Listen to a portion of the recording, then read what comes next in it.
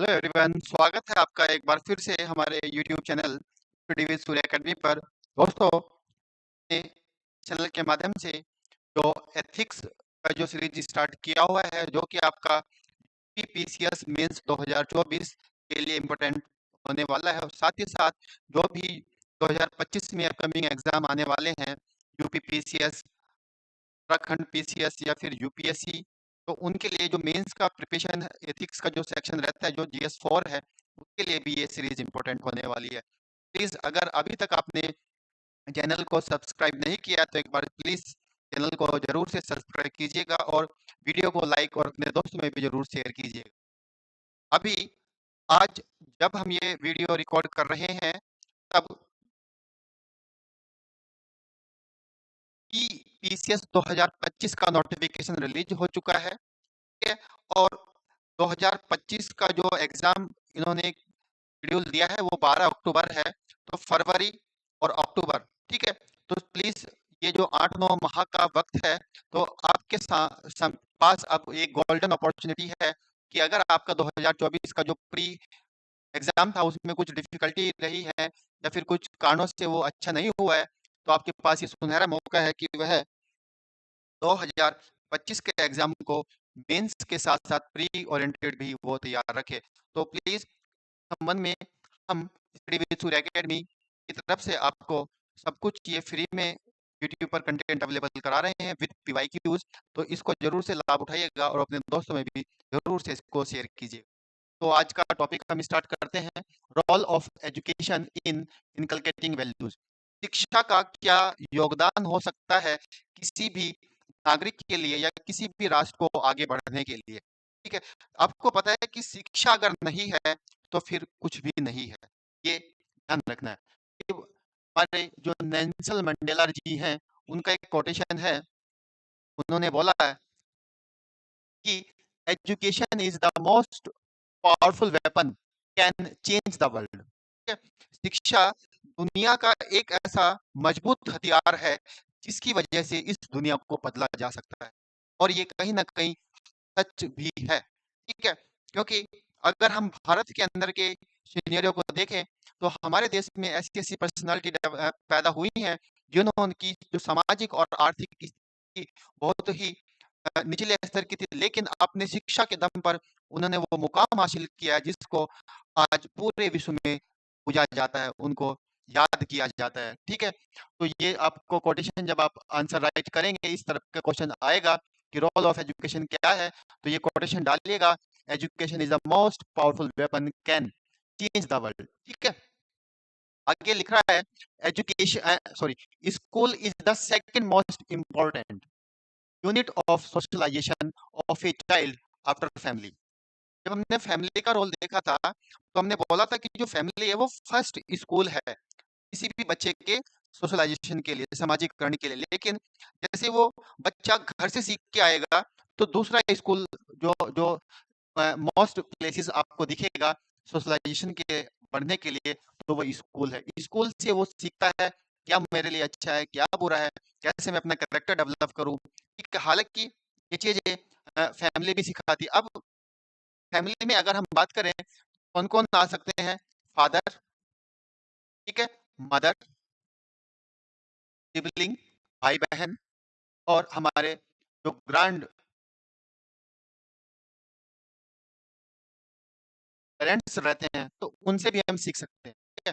Please ये आपको काम करना है, जब हम फैमिली के सेक्शन में देखेंगे उसको, तो कि भाई हम फादर से क्या सीख सकते हैं, अपनी मदर से क्या सीख सकते हैं, ठीक है?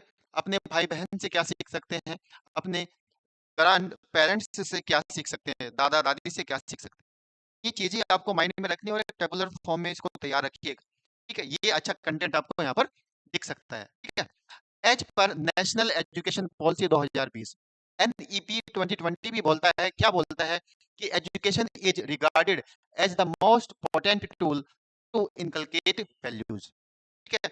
तो हमने यहाँ पर एक कोटेशन भी देने की कोशिश की है, और एक करंट जो नेशनल एजुकेशन पॉलिसी 2020 है, उस पॉलिसी का मैसेज भी हमने इस टॉपिक में डालने की कोशिश की है, ताकि एक चीज यहाँ से क्लियर हो जाए कि हमने करंट रिलेवेंसी के साथ साथ कुछ इंपॉर्टेंट पर्सनैलिटी को भी हमने यहाँ पर कोट किया और साथ ही साथ हमने कुछ वैल्यू डालने की कोशिश की है कि फादर से क्या सीख सकते हैं, मदर से क्या सीख सकते हैं, भाई-बहन से क्या सीख सकते हैं और ग्रैंड पेरेंट्स से क्या सीख सकते हैं।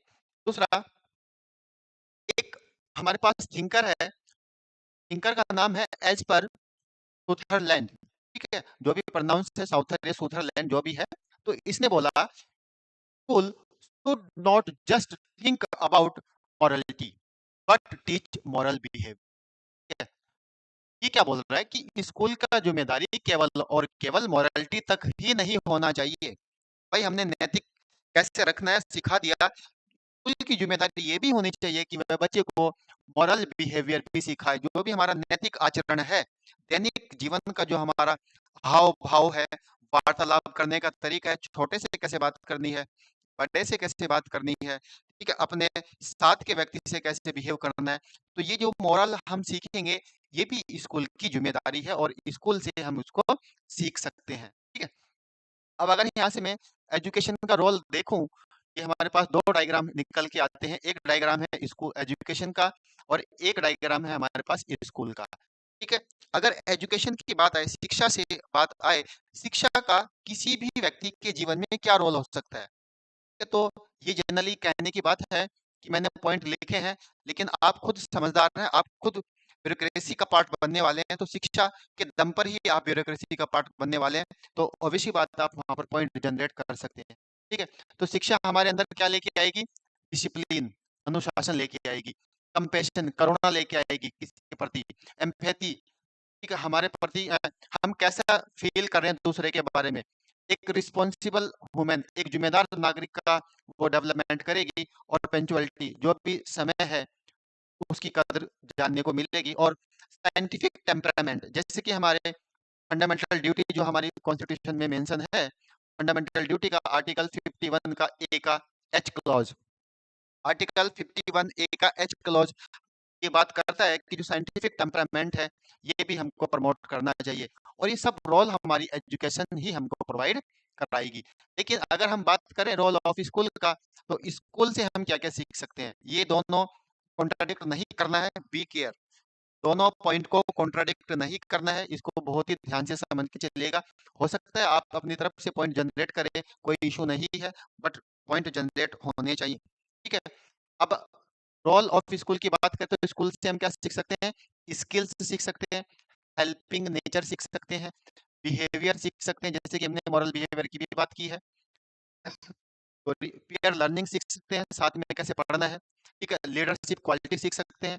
अब तो छात्र संघ के चुनाव होते हैं और छात्र संघ के चुनाव से नेता उभरते हैं और वो हमारे देश की एक्टिव पॉलिटिक्स में आगे आते हैं और देश का निर्माण की बात करते हैं, ठीक है।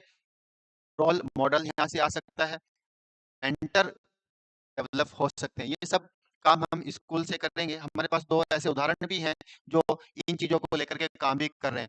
आर्ट ऑफ लिविंग स्कूल जो कि आपका मेडिटेशन और योगा सिखाता है। ठीक है? मेडिटेशन और योगा से आपका जो बिहेवियर है, जो आपका आचरण है, जो आपका माइंड है वो पीस रहता है और एक पॉजिटिविटी क्रिएट होती है, जिसकी वजह से आप सोसाइटी को ट्रांसफॉर्म कर सकते हैं। दूसरा हमारे पास है इनमिया मिशन स्कूल, ठीक है? ये दोनों मिशन स्कूल हैं, ये इसी धारणा पे काम कर रहे हैं कि इस तरह से को ये प्रोग्रेस करनी है, ठीक है? आई होप ये चीज़ें आपको समझ में आ रही हैं। नेक्स्ट अगर हम बात करें, कौन-कौन से ऐसे टूल हो सकते हैं जिससे हम इन वैल्यू को बच्चे के अंदर में डालने की कोशिश करें, ठीक है? तो 2 तरीके के टूल आपको देखने को मिलेंगे, 2 टाइप, ठीक है? फर्स्ट वन क्या हो सकता है आपके पास? करिकुलम एक्टिविटी,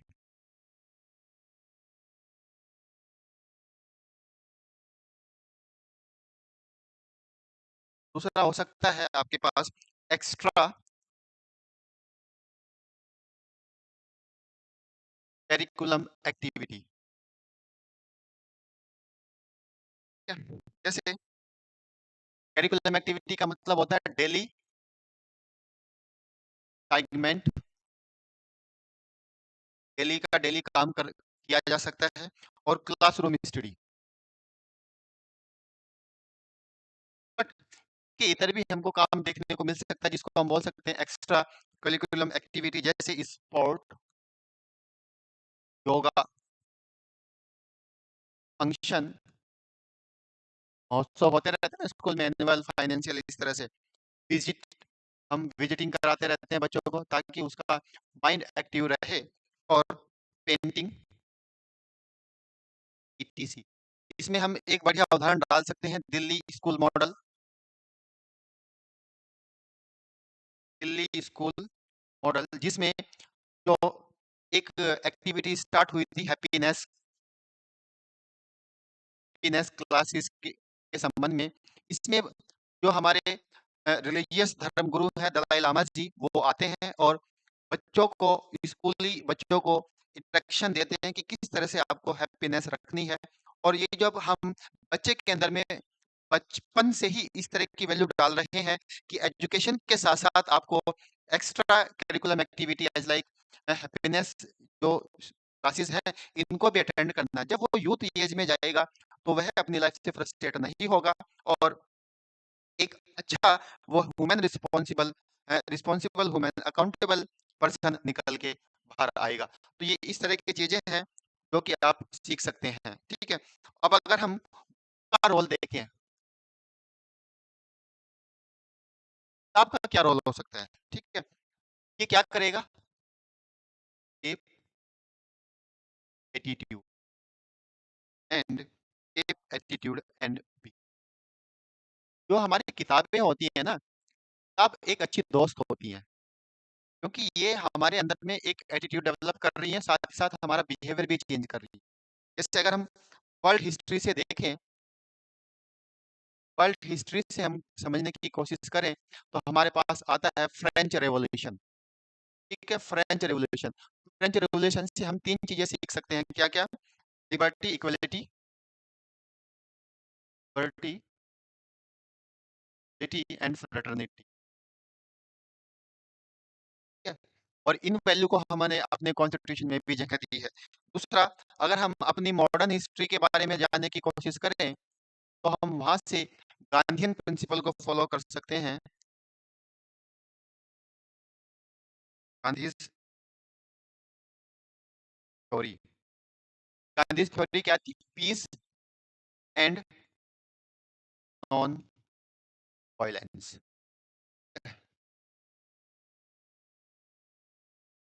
तो यहाँ से दो चीजें निकल के आई कि वर्ल्ड हिस्ट्री से क्या सीखते हैं और मॉडर्न हिस्ट्री से क्या सीख सकते हैं। तो ये रोल ऑफ बुक्स का ही है। ठीक है, तो अगर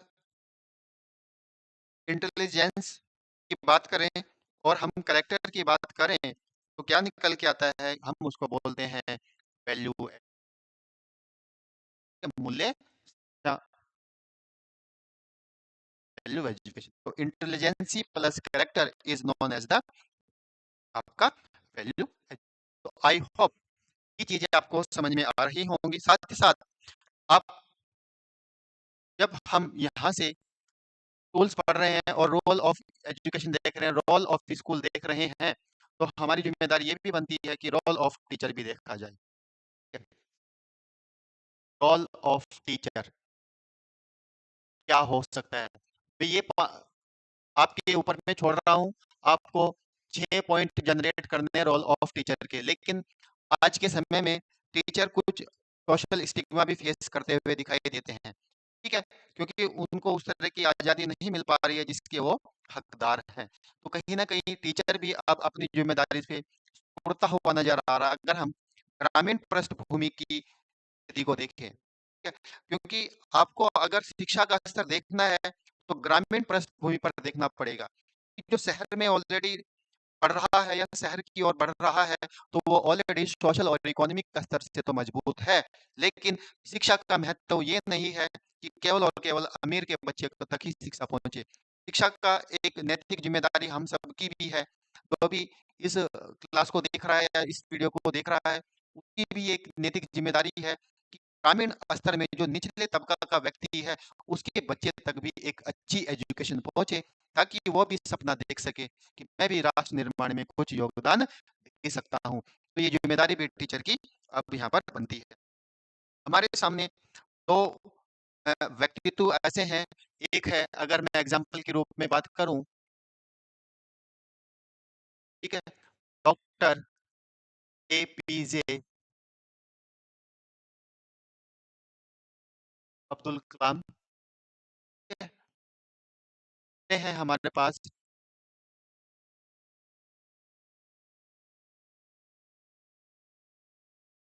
गांधी जी और तीसरे हैं मोस्ट डॉक्टर बी.आर. ये 3 ऐसे पर्सनैलिटी हैं मेरे अकॉर्डिंग जो कि एक अच्छे टीचर के रूप में मशहूर हैं।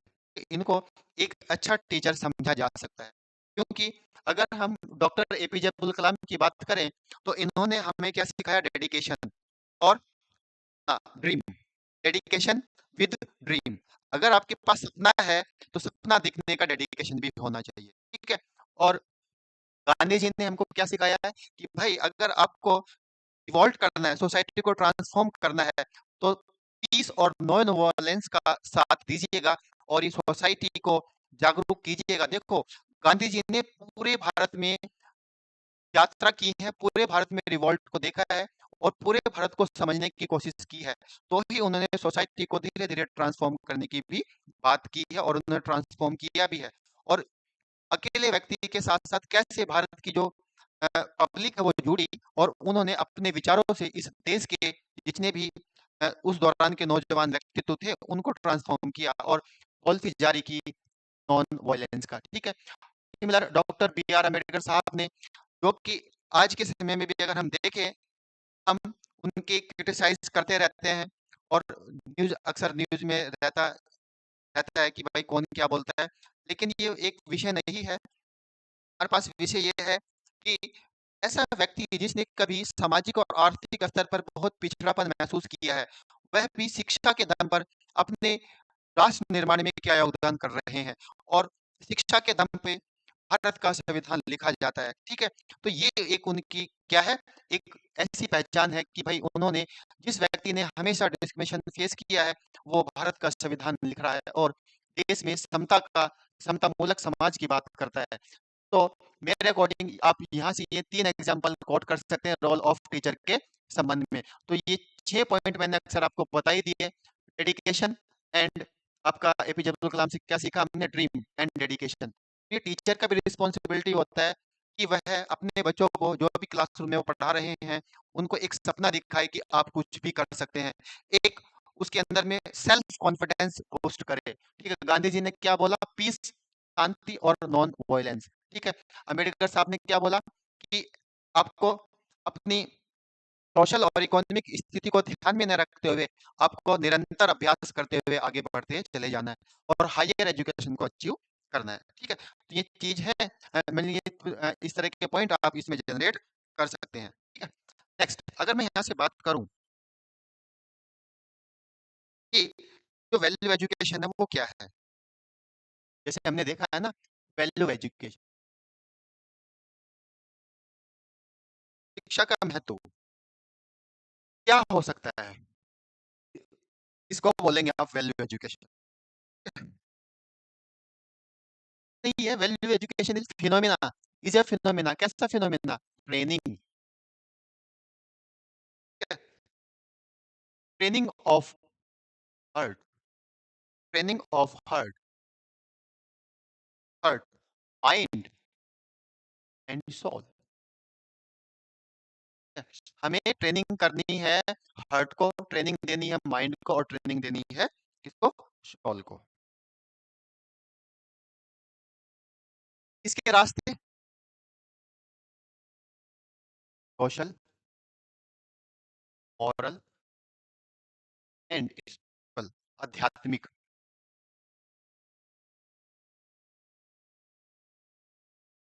जब ये तीन वैल्यू निकल के आएंगी, तब हम हार्ट, माइंड और सोल को ट्रेन करेंगे। हमको समझना पड़ेगा कि अगर हम कोई भी वैल्यू अचीव कर रहे हैं in the form of education, उसका सोसाइटी पर क्या प्रभाव है, उसका हमारी नैतिक व्यक्तित्व पर क्या प्रभाव है और हमारा जो रिचुअल है वो क्या है। तो स्पिरिचुअल जो लाइफ है, वो वैल्यू है, वो हमको क्या सिखाएगी? वो सिखाएगी vision to life. Vision to life जैसे योगा है, मेडिटेशन है। दूसरा, हमें अवे फ्रॉम मेटेरियलिस्टिक, ये भी भौतिकवाद की वस्तुएं हैं, उनसे दूर रखेगी, से दूर रखेगी। लेकिन अगर बात करें कि जो हमारे पास वैल्यू एजुकेशन है, तो ये डेवलप कैसे होगी? ठीक है, कैसे इंप्रूव होगी? इंप्रूव वैल्यू, यहाँ से ये सोचने वाली बात है। प्लीज पॉइंट जनरेट करो और आंसर में डालने की कोशिश करो। ऐसे ही मेंस लिखा जाएगा, आपको बिल्कुल बेसिक पॉइंट रखने हैं, ज्यादा हिचपिच नहीं करना है। ठीक है, हम सबसे पहले क्या सीखेंगे? रूलर।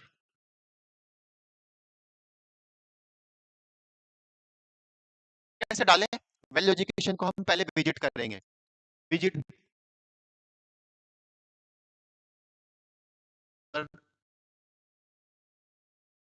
ये भी हमारे ग्रामीण स्कूल है, हम उस पर एक बार विजिट करें और वहाँ की जो शिक्षा प्रणाली है उसको एक बार टटोलने की कोशिश करें कि क्या उसमें इम्प्रूव हो सकता है और कैसे हम उसमें इम्प्रूव कर सकते हैं। दूसरा, जो वैल्यू एजुकेशन है वो किसे हो डेवलप हो सकता है? डिसिप्लिन। ठीक है, डिसिप्लिन के माध्यम से हम वैल्यू एजुकेशन को डेवलप कर सकते हैं। ठीक है, दूसरा, education in mother tongue eight primary level. ठीक है, कई दफा अगर हम ये इश्यूज आपके साउथ स्टेट में अक्सर देखने को मिलता है कि जो हमारी रीजनल भाषा है उसमें अगर हम बच्चे को प्राइमरी स्तर तक पढ़ाएं तो वह वैल्यू ट्रेन कर सकता है और वैल्यू को सीखने की भी वो कोशिश कर सकता है। दूसरा, हम उसमें हैप्पीनेस का गुण अगर डालें, और हैप्पीनेस कैसे आएगा? ये आएगा एक्स्ट्रा करिकुलम एक्टिविटी से। एक्स्ट्रा करिकुलम एक्टिविटी जैसे कि अभी हमने देखा भी था। ठीक है, दूसरा हम कॉन्सेप्ट उसमें डाल सकते हैं चैरिटी अप्रोच, जिससे कि वो वैल्यू एजुकेशन का प्रमोट करते हुए दिखाई देंगे। Charity approach. दूसरा, हम इसमें क्या कर सकते हैं? Accept failure. ये अच्छा पॉइंट है, एक्सेप्ट फेल्योर।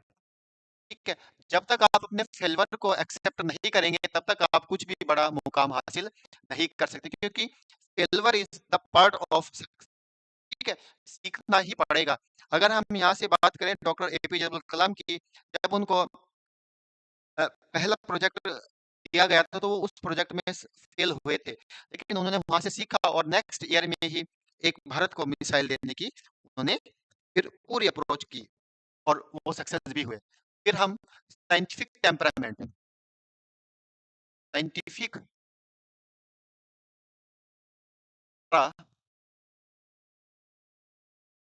साइंटिफिक टेम्परामेंट, ये भी बच्चे को सिखा सकते हैं या फिर एक वैल्यू एजुकेशन प्रमोट कर सकते हैं। ठीक है, दूसरा हम क्या इसमें डाल सकते हैं? Courage, yes, courage to any field.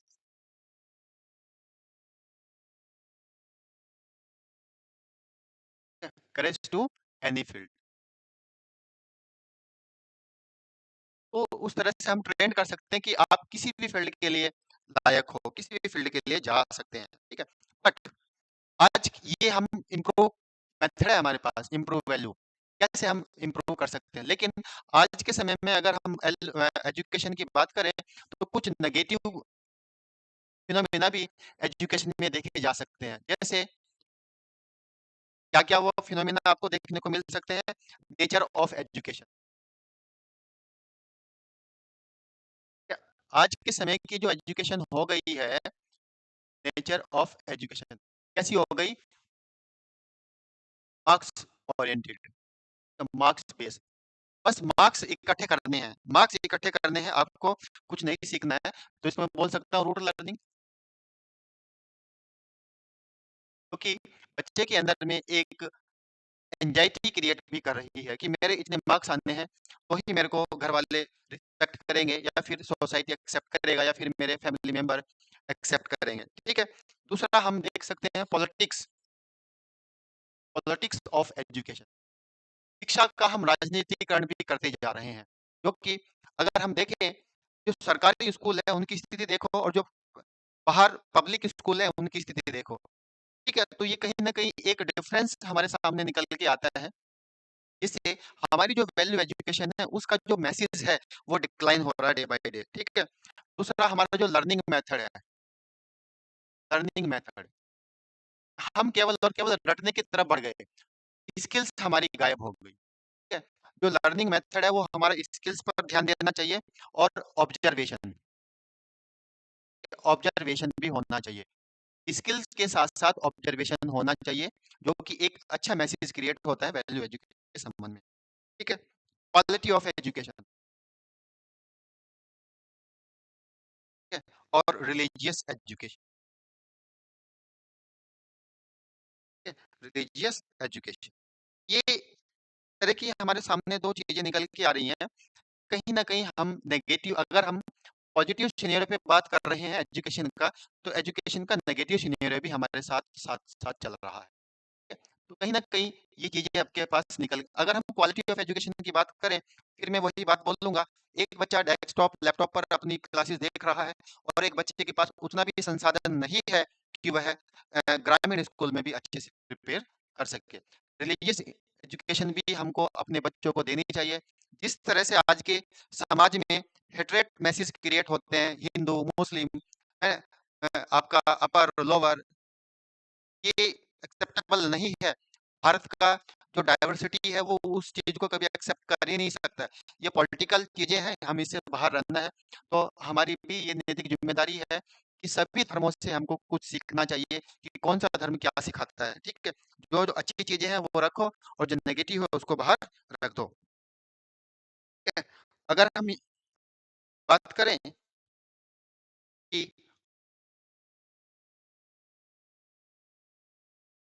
Values and education, value and education are in are inseparable, separable. They are two side. They are two side of the same coin. तो इस तरह की आप डेटा लिखेंगे, इस तरह से आप लाइन ड्रॉ करेंगे, ठीक है। दूसरा हम एक कोटेशन यूज करते हैं कोठारी का, जो कि उन्होंने बोला है, destiny of nation is being shaped in classroom, ठीक है। तो इस तरह का अगर आप कोटेशन यूज करेंगे तो अवश्य बात है आपको मार्क्स मिलेंगे, ठीक है।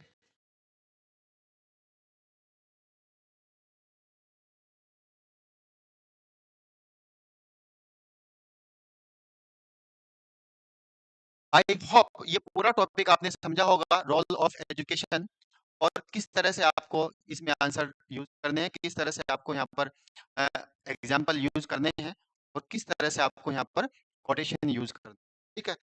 ये अच्छा टॉपिक है, यहाँ से हम अलग अलग पहलू में इसको यूज कर सकते हैं। इन्वायरमेंटल इश्यूज भी आ सकते हैं कि अगर एजुकेशन है तो एजुकेशन हमको अवेयर करेगा इन्वायरमेंट के प्रति, है, तो ये, और ये चीज़ें आपको याद रखना है कि जो मैंने आपको ये काम छोड़ा है ना, रोल ऑफ टीचर, टीचर का क्या दायित्व हो सकता है, तो ये मैंने एग्जांपल डाले हैं। एज ए टीचर इनसे सीखो और उनका यूज करो, ठीक है।